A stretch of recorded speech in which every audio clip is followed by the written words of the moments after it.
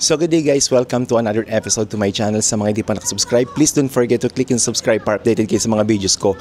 For today's episode guys, nandito ako ngayon sa Tuhog ni Teban. Dito lang yan sa Rosales Street, sa Balyero Subdivision, Lucena City.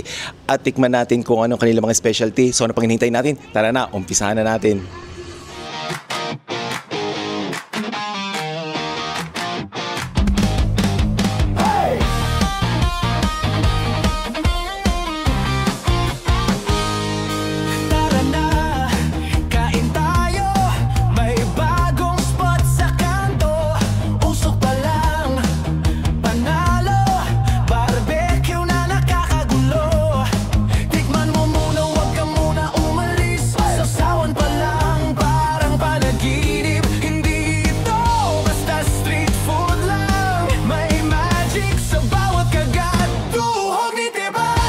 So guys, ito na yung mga in-order ko guys.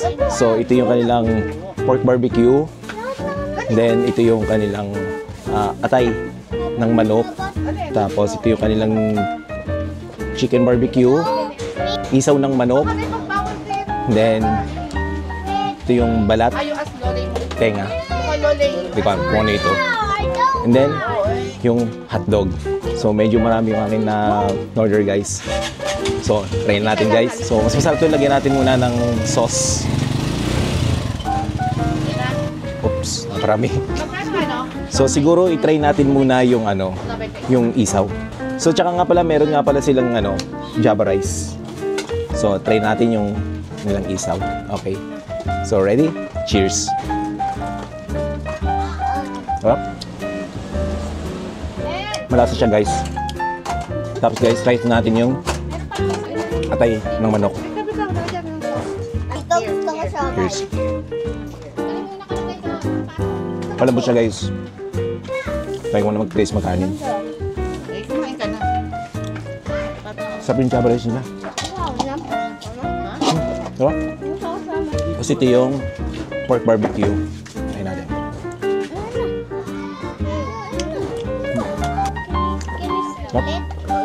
Yun, medyo mikik na yung yung sauce nila. Kasi spicy yung kinuha ko. Ito yung chicken barbecue nila. Okay guys, try ko nga guys ng may rice. So ito naman yung balat. May sige ito yung texture niya. Masarap talaga guys. So try pa ako ng kanin. Tapos guys, try din natin yung merong suka. Ito yung kanyang vinegar. Okay? So merong may sibuyas. Ayan. Okay? Siguro may sili ito kaya ganito ang kulay nito. So halo natin muna. Ubus natin guys. Oh nga guys, so may sili nga siya. Dinurog na sili. So ibus natin dito. Try natin na may sili. Try na natin guys.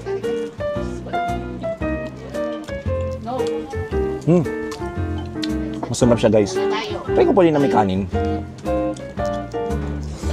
At syempre guys, ang hindi lagi nawawala sa ihaw-ihaw, ang hotdog.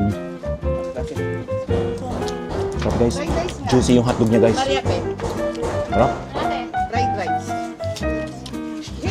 Aside dito sa mga ihaw-ihaw, meron silang siomai, tapos meron din silang pansit, at saka meron din silang mga banana Q sa hapon. So may mga merienda silang binebenta dito. So depende siguro dun sa owner kung ano yung mga itinitinda nila na merienda. So later guys, papakita ko naman sa inyo yung kanilang siomai. So atay lang natin, balikan ko kayo guys. Okay, so guys, ito naman yung kanilang siomai. So tingnan nyo guys yung texture ng siomai niya. Uy, naputol yung stick. Kuha tayo ng bagong stick. So guys, lagyan natin siya guys ng garlic. Ito yung kanilang chili oil. Wow! Guys, tignan nyo yung kanilang chili oil. Yung texture. Grabe. Anong level kaya ng spicy nito? So lagyan din natin guys. At syempre, ang kanilang toyo mansi. So guys, itong portion muna nilagyan ko. Pero itatry natin muna guys yung wala ko nilagay na condiments. So try natin. 1, 2, 3. Cheers. Yan guys, oh. Puro karne talaga yung laman niya. Ayan. So wala siyang extender na nilagay. At syempre guys, try na natin yung merong condiments. Merong garlic, chili oil, at saka syempre, lang toyo mansi. So ito na guys, try natin. Cheers! Lala kayo sa kita ko. Sarap guys. Kasama talaga yung karne. At saka yung yung condiments niya. Yung nilagay ko na toyo mansi. At saka yung chili oil niya. Okay. Tapos guys, meron silang sagugulaman. Ano pala ito? Yan nga, sagugulaman nga. Okay, try natin guys. Cheers! Tama lang yung tamis guys. Nalasahan ko yung parang nilasahan kong pandan. Sarap. Sapa. Kaya naman po sa vlog. Yeah. Okay. Ano? Babe.